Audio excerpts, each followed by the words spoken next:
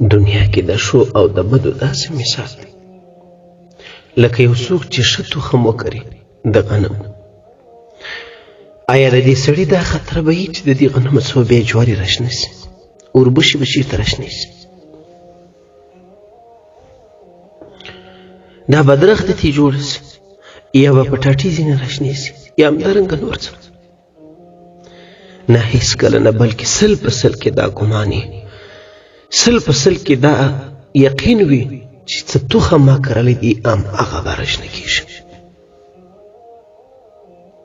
همدارنګه که جواري وکري جواري دې راشنه کېږي، که اوربشې وکري اوربشې. علما فرمایي که موږ ښه اعمال وکړو نتیجې به ښه راځي،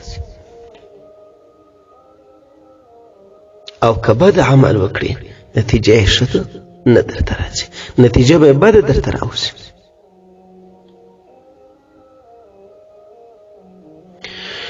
که په تخم کې ښه تخم وکري هلته به ستا هغه راتلونکی فصل هم ښه فصل او ښه سرمایه به درکړي، ښه نتیجه به. که تخم خو د غنم وي لیکن کمزوري، فصل به دی هم کمزوري. دغرنګه د ښه او د بد مثال دی.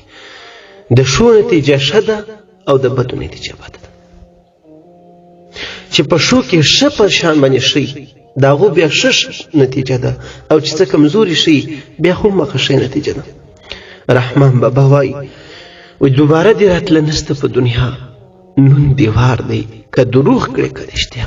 دروغ بد عمل ته وایي او رښتیا ښه عمل ته وایي.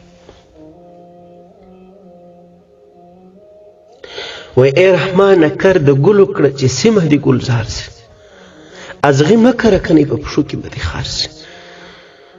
د ګلو کړه ښه اعمال دي، سیمه دې په ګلزار کېږي، کور دې په شادېږي، کلی دې په خوشحاله کېږي.